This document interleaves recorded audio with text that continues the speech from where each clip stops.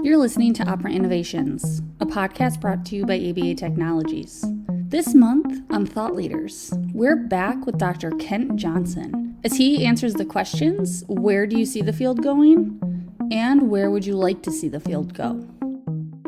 A lot of people come to see what we're doing who are working with children with autism and developmental disabilities, and that's cool. They say they are able to, I always say, don't ask me about those topics because I don't really know much, and I don't want to pretend that just because I know about what I know about, that I know about something else too. So I just try to be humble to that. But otherwise, they say there's things that they learn how to do, but probably for the most part, two things about that crowd, about the people in our field who are working with children with autism and developmental disabilities or developmental disabilities. It's that they don't know how to design instruction. So they tend not to get very much into school learning. They don't know how to teach reading, for example. So they're kind of, what happens to a lot of them is that they get lost in managing behavior problems. And you could spend your whole existence managing behavior problems, but you have to, when they learn how to read, these are the behavioral cusps. I'm preaching the choir here, I can tell, but there's a whole world of new reinforcement out there available that these kids didn't have. And these behavior problems, and I'm not naive enough to say, oh, they just disappear when they learn how to read. That's not true. But a lot of it is managed away easily when the alternative reinforcers are available to these kids. And by the reinforcement, I don't mean something like and that's another problem sometimes I see, is by reinforcement, I don't necessarily mean only like the goodies that they get after like saying the word correctly. So that's kind of very artificial. I'm talking about the reinforcement from reading is the reactivity of listeners when you tell them what you read about. And they're like, oh, I didn't know that, or oh, I read this. And then that's the natural reinforcement trail. And that's where you can go with these kids that you couldn't go before. So you want to not just have a box of goodies to deliver and think you're doing the job that reinforcement requires. There's more there's more to the story than that stuff by far. As if reinforcement was equated with the pleasure principle or something. And that that's just not how I see it. So those are the kinds of things that I find that the people in that community, they're shy away some from academics because no one taught them about reading and writing and math and instruction and practice and the methods and what material to use, and they just haven't learned that. And so that's what I feel like there's things that I can help bring to the field. Not just me. There's a whole crop of us who know about instructional design and curriculum. So curriculum instruction and the notions of reinforcement and arbitrary and natural reinforcement, and just how you're balancing those in your work life. If those are parts of the behavior analysis programs, I think we'd provide better service. So that's one thing I'll say of where the field could go that is not clear to me it's going there. The other thing is that there's other areas. There are other people who could benefit from behavior analysis. I mean, I love some of the new work. There's this new book that I just love. It's by Tracy Sehan and Mark Mataney, and it's called, you can see, Behavior Science Perspectives on Culture and Community. There's all kinds of cool stuff going on in our field that a lot of people don't know about, that Tracy and Mark have collected together in this book. But there's climate change and public health and, social justice, these areas. And it's not, I used to say these things to students and they're like, well, that sounds great, but how do you go there? And I wouldn't necessarily know. But now there's this book and people are doing research and there's a lot of stuff going on. But there's gerontology too. There's the other end of the lifespan. We could do more work in. There's a lot more work to OBM. Talk about social justice. There's OBM. It's just social justice work cries out for OBM work. So when I say that, oh, you're in OBM, what about social justice? Well, no, I'm not in social justice. I'm in OBM. I'm like, OBM and social justice go together. Here's something you could, really kind of run with this. So I like to see our newbies kind of see the full range of what's possible out there. Now, I know some of them have come to the field through working with children with autism, or that's what they want to do, like that they've made that their business. And so I'm not talking about that crowd, but there's a whole other crowd that's fallen into autism and developmental disability because they studied behavior analysis. And I'd like to help them see like all the alternatives. So I would like to see us do a lot more work in those kind of areas too. So that's what I think our field needs, some more instructional design, which is where we started with program instruction and then we need to, look at other areas, and this new book will just make, I think, a world of difference. And there are a lot of us old timers who have written our kind of stories. Reason why you asked me to tell my story, and I wrote about it, so it's easier for those of us in this book to tell their stories, because we had to sit down and Hank. I also have that book. It's sitting sitting over there. It's in a box though, but because it's getting packed up. But I do have that book as well. Yes. And I really encourage people to, there's all the different areas that are described. A lot of the different areas are described in this book. So, and then I know there was some other people they didn't capture for the first edition. There was a second, smaller paperback, and then they combined them into one omnibus book, I guess, that had a white cover. But that's the one that I have.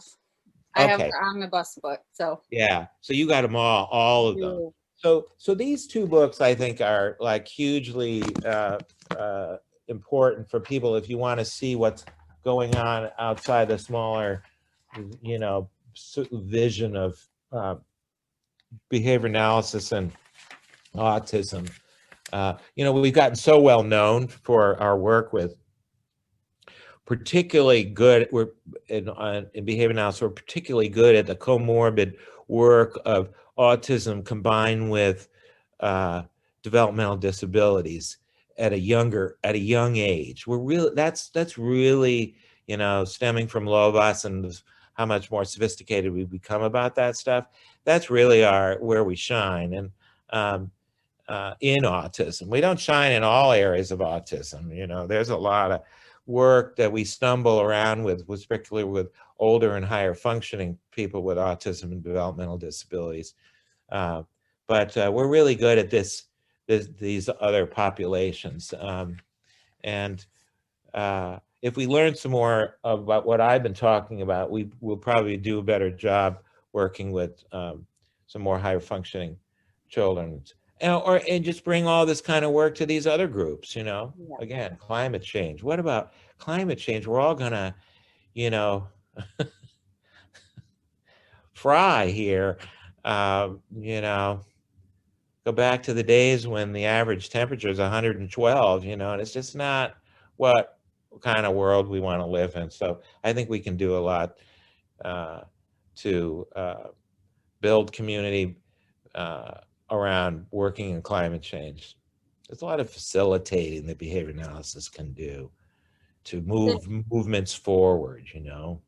So I can completely agree with you that there are so many other places that our field can go. And this is a question, I'm in all of these social media groups, mostly for work reasons, to do some research to see what people are talking about and what they have questions about. One of the biggest questions I see is, what can I do other than clinical work? And I'm like, Mm-hmm. literally anything. Yes. So much. Well, you can turn them on to Tracy and Mark's book. Here's a bunch of stuff Yes. you can do. How about Tony Biglin has his values to action uh, study groups, action groups that form out of his organization. So that's another. There's some. Read the articles about climate change that were in our literature. What were they? Maybe they were in the Behavior Analyst when it was called the Behavior Analyst, where kind of the community approaches to dealing with climate change up in upper New England were described in those articles. And now I'm being very vague. Sorry, I That's can't remember okay. who those folks were. Oh dear, but there's just a lot of and it's not. You don't have to think corporately about this stuff.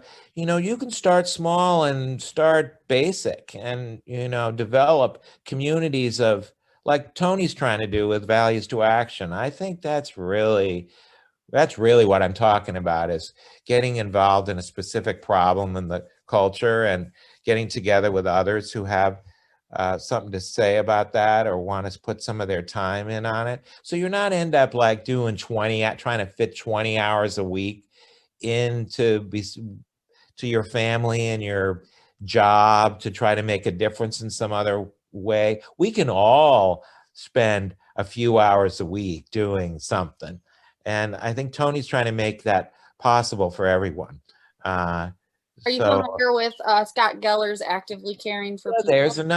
that's another person who's got this very community minded approach to our work. I like Scott's work too. He's even gotten into the police, teaching police about reinforcement theory, stuff. So it's very interesting. Yeah, there's so much Right. that we can do. And I think it I think one thing that might be hard for people is, I came from a program where you live the science Mhm. basics. It just becomes your life. This is Yeah, just that's your been life. that's what I had. That was my training too. Right. Yeah, and one thing I've noticed too is that I've seen less and less and less people living the science. It's just, this is just the thing that they do. And Yeah, so and you can bring it to your life and all your areas of your life. Just to we Jack Michael used to say when I was a grad student and uh, he was teaching at Western. He used to say it's kind of experimental analysis as a way of life, and he and Dick Malott, I mean, they just saw it as your life. And they really convinced a whole string of students in the 70s and the 80s that was the case. And sounds like you still catch a wave of all that. And I think the department still has uh, that lingering tradition too. And I always like to, when the Western students would come when they apply for our summer institute, they always feel like they're coming from a a, a, a grad program that's got some substance to it. They're not just kind of, I'm doing this over here as part-time thing, and uh, uh, I'm doing this, I'm going to school. mhm. you know so It is I'm a not. way of life. It is a family. It is, Yeah. that is That is what you are immersed in. You fully are immersed in it. Yeah, and I think that's a great way to learn all this work. Yeah. Mm-hmm. Yep. And is there anything else that you want to specifically say about where the field is We've been going? going on. I've really been enjoying. You make this very very easy. Thank you. You start even though you're even in your home Yeah. transition. No, you're very natural, and you make your interviewees. You put them at ease, and you make a conversation just evolve. So I appreciate you're doing good work. Thank you so much. Thank you for listening to this episode of Thought Leaders. And as always, if you have questions, comments, feedback, or suggestions, please feel free to reach out to us at operainnovations@abatechnologies.com.